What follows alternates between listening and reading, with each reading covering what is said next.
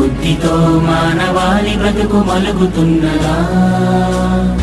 ఏకపాదమై ఉన్న ధర్మమే ఇలా ఇసుక సేతువై కూలుతున్నదా?